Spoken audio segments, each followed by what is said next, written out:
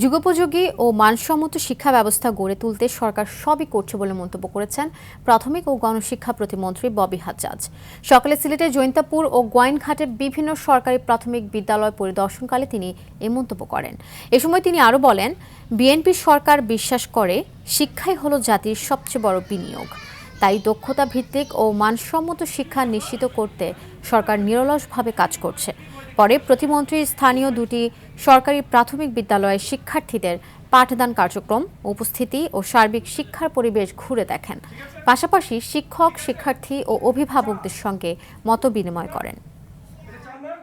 যুগোপযোগী এবং সঠিক শিক্ষা ব্যবস্থা তৈরি করবার জন্য যা যা প্রয়োজন, মানে অবকাঠামোগত আপনার চেঞ্জেস বা উন্নয়ন থেকে শুরু করে কারিকুলামের উন্নয়ন, টিচারদের অবস্থানের উন্নয়ন, শিক্ষার্থীদের আরও উৎসাহী করা স্কুলে আসবার জন্য এবং পড়াশোনা করবার জন্য, এই সব কিছুই বড় বড় উদ্যোগ আমাদের সরকার এবার নিয়েছে। আমাদের সরকার বিশ্বাস করে শিক্ষা হলো জাতির সবচেয়ে বড় ইনভেস্টমেন্ট। সেই কারণে আমরা শিক্ষার বাজেটও, বাংলাদেশের রেকর্ড পরিমাণ শিক্ষার বাজেট এবার এসেছে।